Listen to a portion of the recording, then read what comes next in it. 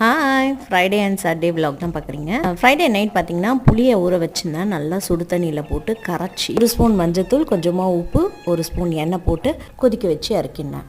1 நாள் ஆறுனதுக்கப்புறமா அதை ஃப்ரிட்ஜில் எடுத்து வச்சுட்டேன். 2-3 மந்த்ஸ் கூட நல்லாயிருக்கும். பட் நான் 1 மந்த் அளவுக்கு வச்சுப்பேன். அன்றைக்கி நைட் டின்னர் பார்த்தீங்கன்னா கிறிஸ்பியான கீ ரோஸ்ட்டும் ஒரு சட்னி தான். இது தனியாக ரெசிபி ஷேர் பண்ணியிருக்கேன் பார்த்துங்க.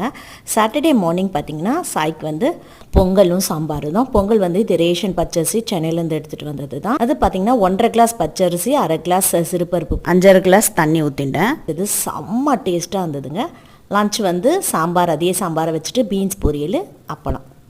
அன்றைக்கி ஈவினிங் பார்த்திங்கன்னா ஸ்நாக்ஸ் வந்து சாய்க்கு செஞ்சு கொடுத்தேன். இது தனியாக ஷேர் பண்ணியிருக்கேன், ஷார்ட்ஸில் பார்த்துக்கோங்க. Please like and subscribe to MGB life style and kitchen.